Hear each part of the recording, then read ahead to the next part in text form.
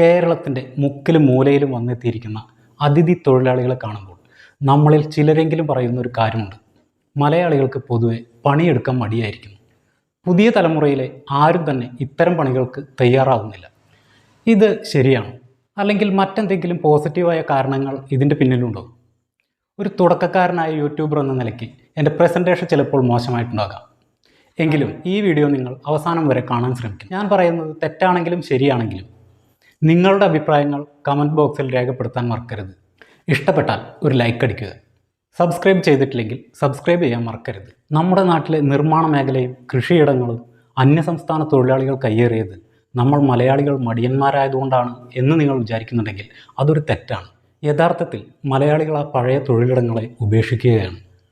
പകരം അതിലും മികച്ച പുതിയ കരിയർ സംസ്കാരത്തിലേക്ക് മാറാൻ വേണ്ടി. ഇതൊരു എവല്യൂഷനാണ്. ശരിക്കും ഇത് തുടങ്ങിയത് ഇപ്പോഴല്ല, നമ്മൾ ശ്രദ്ധിക്കുന്നത് ഇപ്പോഴാണെന്ന് മാത്രമേ ഉള്ളൂ. തുടക്കം മുതൽ നമുക്കൊന്ന് നോക്കാം. 1975 ആ കാലഘട്ടം വരെ ആളുകൾ അവരുടെ കുലത്തൊഴിലാണ് കൂടുതലായും ചെയ്തുകൊണ്ടിരുന്നത്. ഇന്നത്തെ പോലെ പണം കടം വാങ്ങലും പലിശ കൊടുക്കലും ഒന്നും ഇല്ലാതിരുന്നൊരു കാലം. ലളിത ജീവിതം. അന്ന് അത് മതി. പിന്നീട് ഗൾഫ് ബൂം വന്നപ്പോൾ കേരളത്തിലെ ആ പഴയ മണ്ണുകൊണ്ടുണ്ടാക്കിയ ഓലയും ഓടും ഒക്കെ മേഞ്ഞ ആ പഴയ വീടുകൾക്ക് പകരം ചില്ലുജാലകങ്ങളുള്ള ഡിസൈൻ ചെയ്ത ഗ്രില്ലുകളുള്ള കോൺക്രീറ്റ് വീടുകൾ ഉയരാൻ തുടങ്ങി. കുലത്തൊഴിലുകളും കാലിമേക്കലും കാളവണ്ടികളും ഉപേക്ഷിച്ച് അന്നത്തെ ചെറുപ്പക്കാർ ക്രമേണ നിർമ്മാണ മേഖലയിലേക്ക് കടന്നു വന്നു. പിന്നീട് ഒരു 20 വർഷത്തോളം അന്തസ്സായി മാന്യമായി ജീവിക്കാൻ അത് ധാരാളമായിരുന്നു. സത്യം പറഞ്ഞാൽ അക്കാലത്ത് 20 വയസ്സ് കഴിഞ്ഞ് പഠിക്കാൻ പോകുന്നവരെയും പുസ്തകങ്ങൾ വായിക്കുന്നവരെയും ഇതേ തൊഴിലാളികൾ പുച്ഛത്തോടെ നോക്കി നിന്നിട്ടുണ്ട്. മാറി ചിന്തിച്ച കുറേ പേർ ഇതേ കൺസ്ട്രക്ഷൻ ജോലികൾക്കായി മിഡിൽ ഈസ്റ്റിൽ പോയി സമ്പാദിക്കാൻ തുടങ്ങി. കുറച്ച് പേർ വിദ്യാഭ്യാസമുള്ളതുകൊണ്ട് എംപ്ലോയ്മെൻറ്റ് എക്സ്ചേഞ്ചുകൾ വഴി ജോലികൾ നേടി. ഒരു 2000 കാലഘട്ടത്തിലാണ് കൂലിപ്പണിക്ക് നാട്ടിൽ ഒരു അന്തസ്സ് കുറവുണ്ടെന്ന് ആളുകൾക്ക് തോന്നാൻ തുടങ്ങിയത്. കാരണം കൂലിപ്പണിക്കാർക്ക് വിവാഹം കഴിക്കാൻ നാട്ടിൽ പെൺകുട്ടികളെ കിട്ടാൻ പ്രയാസമായി തുടങ്ങി. അക്കാലത്ത് സ്ത്രീധനം ഒരു വലിയ വിഷയമായതുകൊണ്ട് മാത്രം കൂലിപ്പണി എന്ന ലേബൽ പലർക്കും മറികടക്കാൻ കഴിഞ്ഞു. കൺസ്ട്രക്ഷൻ മേഖലയിൽ മലയാളികൾ നേരിടേണ്ട വലിയ പ്രതിസന്ധി വരാനിരിക്കുന്നതേ ഉണ്ടായിരുന്നുള്ളൂ. അതിഥി തൊഴിലാളികൾ ബംഗാളിൽ നിന്നും UP-യിൽ നിന്നും ബീഹാറിൽ നിന്നും അവർ കൂട്ടത്തോടെ തൊഴിൽ തേടി കേരളത്തിലെത്തി. സ്വദേശി തൊഴിലാളികൾ ആദ്യമൊക്കെ അവരെ അവഗണിച്ചു, പിന്നെ പരിഹസിച്ചു, അതുകഴിഞ്ഞ് അവരെ ഒറ്റപ്പെടുത്താൻ നോക്കി. എന്നാൽ അവർ അവരുടെ കഠിനാധ്വാനം കൊണ്ട് കൺസ്ട്രക്ഷൻ മേഖലയിലെ എല്ലാ വശങ്ങളിലും മലയാളികളെ കടത്തിവെട്ടി. 2000 മുതൽ 2020 വരെയുള്ള കാലഘട്ടത്തിൽ മലയാളികൾ പതുക്കെ പതുക്കെ നിർമ്മാണ മേഖലയിൽ നിന്ന് പിൻവാങ്ങാൻ തുടങ്ങി. കുറേ പേർ മറ്റു തൊഴിലുകൾ തേടി. ഓട്ടോറിക്ഷയായിരുന്നു ആദ്യ ചോയ്സ്.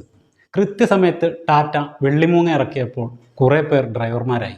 പിന്നെ ലോട്ടറി ഷോപ്പ്, തട്ടുകടകൾ തുടങ്ങി നാട്ടിലെ കൂലിപ്പണിക്കാരെല്ലാം മറ്റു വഴികൾ തേടാൻ തുടങ്ങി. കൂട്ടത്തിൽ എടുത്തു പറയേണ്ട കാര്യം, വീട്ടിലെ ആണുങ്ങൾ ഇങ്ങനെ തൊഴിൽ പ്രതിസന്ധികളിൽ പെടുമ്പോൾ കുടുംബത്തിൻ്റെ വരുമാനം കുറയും. ആ സമയത്താണ് കേരളത്തിലെ വീട്ടമ്മമാർ സെയിൽസ് ഗേളായും മറ്റ് വ്യാപാര സ്ഥാപനങ്ങളിലും കൂട്ടത്തോടെ ജോലിക്ക് പോകാൻ തുടങ്ങിയത്. അതുകൊണ്ട് മാത്രമാണ് പല കുടുംബങ്ങളും ആ സാഹചര്യത്തെ അതിജീവിച്ചത്. നമ്മളിപ്പോൾ 2026-ലാണ്. കൂലിപ്പണിക്ക് പോകാൻ തയ്യാറില്ലാത്തവർ എന്ന് പലരും പറയുന്ന ഇപ്പോഴത്തെ ആ പുതിയ തലമുറ നിർമ്മാണ മേഖലയിലെ ജോലികളുടെ അസ്ഥിരതയും ബംഗാളികളോട് മത്സരിക്കേണ്ടതിൻ്റെ ഗതികേടും മനസ്സിലാക്കിയ ആ പഴയ ലോവർ മിഡിൽ ക്ലാസ് തൊഴിലാളികളുടെ മക്കളാണ് കൂടുതലും. എന്നാൽ +2 മുതൽ BTech വരെ യോഗ്യതകളുണ്ടായിട്ടും തൊഴിൽ കണ്ടെത്താനാകാതെ നിൽക്കുന്നവർ അവർ മാത്രമല്ല. 30 ലക്ഷത്തിലധികം പേരാണ് എംപ്ലോയ്മെൻറ്റ് എക്സ്ചേഞ്ചുകളിൽ പേര് രജിസ്റ്റർ ചെയ്ത് ജോലിക്കായി കാത്തു നിൽക്കുന്നത്. ഈ കടുത്ത കാലാവസ്ഥയിൽ സ്ഥിരതയില്ലാത്ത കഠിനാധ്വാനം കൊണ്ട് മാത്രം നേടാൻ കഴിയുന്ന ആ കൂടിയ ദിവസവേതനത്തേക്കാൾ ഒരുമിച്ച് ഒരു തുകയായി കയ്യിൽ കിട്ടുന്ന ശാരീരിക അധ്വാനം അധികം ആവശ്യമില്ലാത്ത മാസശമ്പളമോ അല്ലെങ്കിൽ സ്വന്തമായി തുടങ്ങിയ സംരംഭത്തിൽ നിന്ന് ലഭിക്കുന്ന ചെറുതായാലും വലുതായാലും മറ്റുള്ളവരുടെ ആജ്ഞകൾക്ക് അടിമപ്പെടേണ്ടി വരാത്ത സ്വന്തമായി ഉണ്ടാക്കിയ വരുമാനം, അതാണ് ഇപ്പോഴത്തെ ചെറുപ്പക്കാർ ആഗ്രഹിക്കുന്നത്. അതുകൊണ്ടാണ് ഞാൻ ആദ്യമേ പറഞ്ഞത്, ഇത് മടിയല്ല. കേരളം സമ്പൂർണ്ണ സാക്ഷരത നേടിയതുപോലെ ഒരു ടോട്ടൽ സംരംഭകത്വ സംസ്ഥാനമായി മാറാനുള്ള കേരളത്തിൻ്റെ ശ്രമത്തിൻ്റെ ആദ്യ സ്റ്റെപ്പായിട്ടാണ് ഞാനിതിനെ കാണുന്നത്. എന്നാൽ ഇവർക്ക് അടുത്ത 25 കൊല്ലമെങ്കിലും അതിജീവിക്കാൻ ഈ ആഗ്രഹങ്ങൾ മാത്രം മതിയോ? നിർമ്മാണ മേഖല അന്യസംസ്ഥാന തൊഴിലാളികളെ എങ്ങനെ കൈയടക്കിയോ അതുപോലെ തന്നെ വരുന്ന 10 വർഷത്തിനുള്ളിൽ ഇപ്പോഴും അവർ കൈവച്ചിട്ടില്ലാത്ത ഇലക്ട്രീഷ്യൻ, പ്ലംബർ, ഡ്രൈവർ തുടങ്ങിയ എല്ലാ ജോലികൾക്കും അവർ തന്നെയായിരിക്കും. അക്കാലത്ത് സെക്യൂരിറ്റി ജോലിക്ക് പോയിട്ട് ജീവിക്കാം എന്ന് പോലും ആരും കരുതണ്ട. കാരണം അവിടെയും അവർ തന്നെയായിരിക്കും. ഇനിയൊരു 20 വർഷമെങ്കിലും സാമ്പത്തികമായും തൊഴിൽപരമായും വെല്ലുവിളികളില്ലാതെ മുന്നോട്ട് പോകണമെങ്കിൽ ചെറിയ കുറച്ച് കാര്യങ്ങൾ ശ്രദ്ധിച്ചേ പറ്റൂ. ഒരു സ്കിൽ അല്ലെങ്കിൽ ഒരു കോഴ്സ് പഠിക്കുകയാണെങ്കിൽ അതിനൊരു ബിസിനസ് വാല്യൂ ഉണ്ടായിരിക്കണം. അതായത് ഒരാളൊരു ഓട്ടോമൊബൈൽ കോഴ്സ് പഠിക്കുകയാണെങ്കിൽ വെറും ഒരു മെക്കാനിക് ആകാനല്ല, പകരം മോഡേണായ ഒരു ഗാരേജോ സർവീസ് സെൻറ്ററോ തുടങ്ങാനാണ് ശ്രമിക്കേണ്ടത്. അതിജീവനത്തിനായി ഒരു മേഖല തിരഞ്ഞെടുക്കുമ്പോൾ അത് നമ്മുടെ പാഷനാണോ എന്ന് പരിശോധിക്കുന്നത് വളരെ നല്ലതാണ്. എന്നാൽ നമ്മളുടെ കരിയറിനൊരു പ്ലാൻ ബി എപ്പോഴും ഉണ്ടായിരിക്കണം. ഒരു ബിരുദമുണ്ടെങ്കിൽ, ഹ്യൂമൻ സൈക്കോളജി കുറച്ചെങ്കിലും അറിയാമെങ്കിൽ, നിരീക്ഷണ പാഠവുമുണ്ടെങ്കിൽ ഒരാൾക്ക് പ്രൈവറ്റ് ഡിറ്റക്റ്റീവായി വർക്ക് ചെയ്യാം.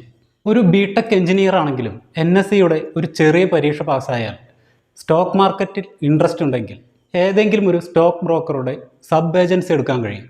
അതുപോലെ ഹോസ്പിറ്റൽ മേഖലകളിലും എൻ്റർടൈൻമെൻറ്റ് മേഖലകളിലും മോഡേൺ അഗ്രികൾച്ചറിലും നിങ്ങൾക്ക് നിങ്ങളുടെ പ്ലാൻ ബി കണ്ടെത്താൻ കഴിയും, ഒരു ആവശ്യം വന്നാൽ ഉപയോഗിക്കാൻ. മൂന്നാമതായി, മറ്റുള്ളവരെ ഒരു സ്കിൽ പഠിപ്പിക്കാൻ ഒരു കഴിവ് ഉണ്ടാക്കിയെടുക്കുകയാണ്. ഉദാഹരണത്തിന്, നിങ്ങൾക്കൊരു മാർഷൽ ആർട്സ് അറിയാമെങ്കിൽ അത് നിങ്ങൾ മറ്റുള്ളവർക്ക് പഠിപ്പിച്ചു കൊടുക്കാൻ തയ്യാറാണെങ്കിൽ ദിവസത്തിൽ 1 മണിക്കൂർ മാറ്റിവെച്ചാൽ നിങ്ങൾക്ക് വ്യായാമവും ചെയ്യാം, പണവും കിട്ടും. വേണമെങ്കിൽ ഒരു ജിം ട്രെയിനറാകാം. ഒരു സ്പോക്കൺ ഇംഗ്ലീഷ് ക്ലാസ് എങ്കിലും എടുക്കാൻ അറിഞ്ഞാൽ വരും കാലങ്ങളിൽ നിങ്ങളുടെ പ്ലാൻ എയും പ്ലാൻ ബിയും തടസ്സപ്പെട്ടാലും ജീവിതം തടസ്സപ്പെടില്ല.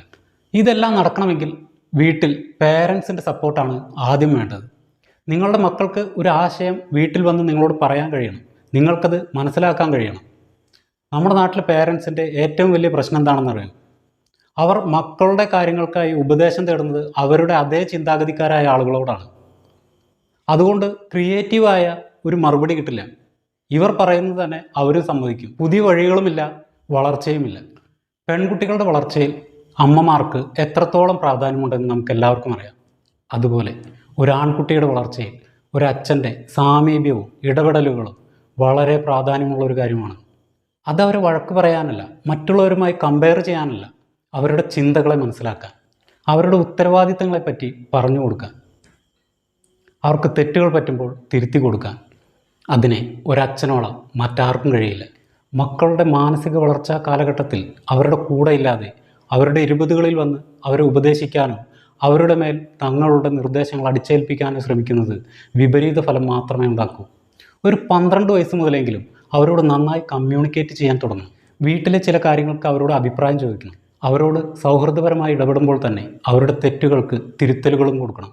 നിങ്ങൾക്കതിന് കഴിഞ്ഞിട്ടില്ലെങ്കിൽ, ഇപ്പോൾ അവരുടെ 20കളിൽ അവർ നിങ്ങളുടെ നിർദ്ദേശങ്ങളെ സംശയത്തോടെ കാണുന്നുവെങ്കിൽ, നിങ്ങളിൽ നിന്ന് അകന്നു നിൽക്കുന്നുവെങ്കിൽ, ഞാൻ സത്യമായി പറയട്ടെ, അവരുടെ കുട്ടിക്കാലം മുതലേ അവർക്ക് നിങ്ങളുടെ സമയം കൊടുക്കാത്തതിൽ, അവരെ വില കൊടുക്കാത്തതിൽ നിങ്ങൾക്കൊരു സോറിയെങ്കിലും പറയാൻ കഴിഞ്ഞാൽ, നിങ്ങളുടെ ഈഗോ നിശ്ശേഷം മാറ്റിവെക്കാൻ കഴിഞ്ഞാൽ, അവർ നിങ്ങളുടെ വാക്കുകൾക്ക് വില കൊടുക്കും. ലഹരികളുടെയും മാനസിക പിരിമുറുക്കത്തിൻ്റെയും കുരുക്കുകളിൽ നിന്ന് അവരെ അകറ്റി നിർത്താനും കഴിയും. അതെ, അവർക്ക് വഴികാട്ടേണ്ടത് നിങ്ങളാണ്. അടുത്ത 20 വർഷത്തേക്കെങ്കിലും നമ്മളുടെ ചെറുപ്പക്കാർ തൊഴിൽപരമായും സാമ്പത്തികമായും വെല്ലുവിളികൾ നേരിടാതിരിക്കാൻ അവരുടെ വിജയത്തിനു വേണ്ടി പ്രോത്സാഹിപ്പിക്കുകയാണ് വേണ്ടത്. അല്ലാതെ അവരെ ദിവസവേതന തൊഴിലാളികളാക്കാൻ പരിശ്രമിക്കുകയല്ല. ഒരിക്കൽ കൂടി പറയാം, പഠിക്കുന്ന സ്കില്ലുകൾ എപ്പോഴും ബിസിനസ് വാല്യൂ ഉള്ളതായിരിക്കണം. ഏത് സാഹചര്യവും നേരിടാൻ ഒരു പ്ലാൻ ബി കരിയർ ഓപ്ഷൻ ഉണ്ടായിരിക്കണം. മറ്റുള്ളവർക്ക് പറഞ്ഞു കൊടുക്കാനായി ഒരു വ്യത്യസ്തമായ സ്കിൽ പഠിച്ചിരിക്കണം. ഇതൊക്കെ ഇൻസ്റ്റിറ്റ്യൂട്ടുകളിൽ പഠിക്കാൻ വിട്ടാൽ പോരാ, വീട്ടുകാരും കൂടി മനസ്സിലാക്കണം. കേരളം മാറട്ടെ. ബ്ലൂ കോളർ ജോലികൾ ഉപേക്ഷിക്കുമ്പോൾ വൈറ്റ് കോളർ ജോലികൾ കിട്ടിയില്ലെങ്കിലും ഒരു ന്യൂ കോളർ കരിയർ കെട്ടിപ്പടുക്കും. നമുക്ക് കുഴിച്ചെടുക്കാൻ ക്രൂഡ് ഓയിലോ അരിച്ചെടുക്കാൻ സ്വർണ്ണത്തരികളോ നമ്മുടെ ഈ മണ്ണിൽ ഇതുവരെ കണ്ടെത്തിയിട്ടില്ല. നമ്മുടെ ഗനികൾ നമ്മുടെ തലയ്ക്കുള്ളിലാണ്. Thank you for watching beyond 180D.